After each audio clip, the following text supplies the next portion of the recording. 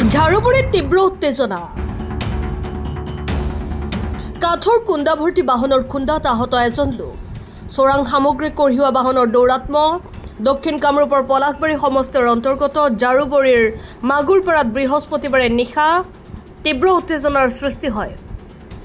প্ৰাপ্ত তথ্য অনুসৰি লোহাৰঘাট দিশৰ পৰা ৰঙামাটি অভিমুখে তীব্ৰ বেগেৰে আহি থকা এখন কাঠৰ কুণ্ডা ভৰ্তি বাহনে ঝাৰুগুৰিৰ নিকটৱৰ্তী এটা চাৰিআলি দক্ষিণ কামৰূপ টেণ্ট হাউচ সন্থাৰ সম্পাদক কৈলাশ দাস নামৰ লোক এজনক খুন্দিয়াই পলাবলৈ চেষ্টা কৰে।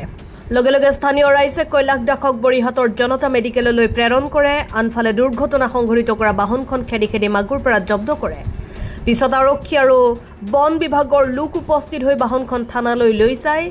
ৰাইজৰ অভিযোগ অনুসৰি প্ৰায় সকলো অবৈধ কাম কৰাৰ বাবে ব্যৱহাৰ কৰা এইখন বাহন চোৰাং গৰু চোৰাং কাঠ আদি সৰবৰাহ কৰাৰ বাবে তীব্ৰ বেগেৰে চলাচল কৰে এই বাহনে। সেই সংঘটিত হয় এনেবোৰ ঘটনা বন বিভাগ আৰু প্ৰশাসনক মেনেজ কৰি কেইবাগৰাকীও লোকে পলাশবাৰীত চলাই আছে অবৈধ চোৰাং কাঠ আৰু চোৰাং গৰুৰ ৰমৰমীয়া বেহা। দেখি থাকোঁ যে আমাৰ এই অঞ্চলেদি ঝাৰুগুৰিত আচলতে এটা ঝাৰুগুৰি বাটৰহাট যিটো ৰাস্তা আছে ইয়াৰ চাবৱে বহুতকেইটা আছে। এই চাবৱে আৰু ঝাৰুগুৰিৰ যিটো মেইন ৰাস্তা ঝাৰুগুৰি বাটৰহাট যিটো PWD ৰোড এইফালেদি আমি প্ৰায়ে দেখি থাকোঁ যে ফৰেষ্ট লাইনত যিবিলাক কথা চলি আছে যেনেকুৱা ধৰক গছৰ সৰবৰাহ গছ কাটি এইফালেদি সৰবৰাহ হৈ আছে গৰুৰ সৰবৰাহ হৈ আছে এই কথাটোৰ আজি অভিযোগ আজিৰ নহয় অতীজৰ পৰা হৈ আছে কিন্তু প্ৰশাসনে ইয়াৰ ওপৰত কোনো ধৰণৰ ব্যৱস্থা লোৱা নাই। বিভিন্নজনে বিভিন্ন ক্ষেত্ৰত ইয়াৰ অভিযোগ লিখিতভাৱেও দি আছে। বিভিন্ন মানুহে ছ'চিয়েল মিডিয়াতো ইয়াৰ অভিযোগ কৰি আছে কিন্তু প্ৰশাসনে ব্যৱস্থা লোৱা নাই।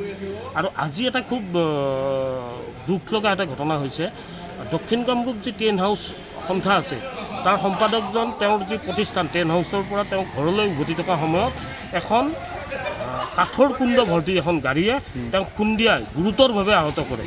আৰু সেই খবৰটো পোৱাৰ লগে লগে আমাৰ এই অঞ্চলত যি সামাজিক অনুষ্ঠানৰ লগত জড়িত যি যুৱকসকল আছে সেই যুৱকসকলে সেই গাড়ীখনক পিছে পিছে খেদি আহে আৰু খেদি অহাৰ ফলত তেওঁলোকে মাগুৰপাৰা যি এই তেল ডিপুটো আছে এই তেল ডিপুটোত সেই গাড়ীখন থৈ তেওঁলোক গাড়ীখনত যিসকল ব্যক্তি আছিল তেওঁলোকে পলায়ন কৰে।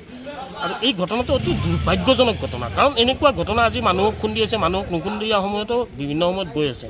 মই নিজেও এজন প্ৰকৃতিপ্ৰেমী যুৱক আপোনালোকে জানে মই এজন সৰ্পমিত্ৰ হিচাপে যথেষ্টখিনি কাম কৰি আছোঁ। তো আমি এটাই কথা বাৰে বাৰে ফৰেষ্ট ডিপাৰ্টমেণ্টক কৈ আছোঁ প্ৰশাসনক কৈ আছোঁ যে আমি প্ৰকৃতিক সংৰক্ষণ কৰিব লাগে প্ৰকৃতিক ধ্বংস নহয়। তো প্ৰকৃতিক সংৰক্ষণ কৰাৰ ক্ষেত্ৰত কি তেওঁলোকৰ বুজাবুজি আছে প্ৰশাসনিকভাৱে কি বুজাবুজি আছে বন বিভাগ আৰু বন মাফিয়াৰ কি বুজাবুজি আছে এই কথাটো আমি আজিলৈকে বুজি পোৱা নাই। তেওঁলোকৰ কিন্তু এনেকুৱা ধৰণৰ ঘটনা ঘটি আছে। আমাৰ হাতত লিখিত প্ৰমাণ যিসকলে গৰু সৰবৰাহ কৰে তেওঁলোকে লিখিতভাৱে আমাৰ হাতত স্পষ্টীকৰণ দিয়া যে মই এইফালেদি গৰু সৰবৰাহ কৰোঁ 3খন গাড়ী দি বুলি লিখিত তেওঁ চহী কৰা কাগজ আমাৰ হাতত আছে। তাৰপিছতো প্ৰশাসনে ব্যৱস্থা গ্ৰহণ কৰা নাই। আজি বছৰ বছৰ ধৰি গছ কাটি এইফালেদি অহা যোৱা কৰিছে তাৰপিছত বন বিভাগে ব্যৱস্থা গ্ৰহণ কৰা নাই। এইবিলাক কথা যদি চলি থাকে তেতিয়াহ'লে আমি আৰু সাধাৰণ মানুহ আমি কি ক'ম? যি ঘটনা ঘটি গৈছে যি ঘটনা ঘটি আছে এই ঘটনা ঘটি থাকিব ঘটিয়ে থাকিব। আমি আচলতে কি এনেকুৱা এটা পৰিৱেশত পৰিছোঁ যে আমি আচলতে কথা কোৱাৰ কোনো ধৰণৰ মূল্য নাই।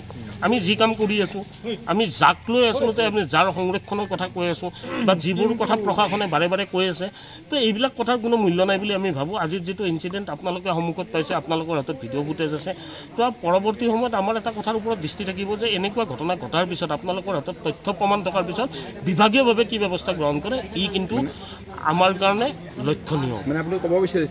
News desk report Assam time.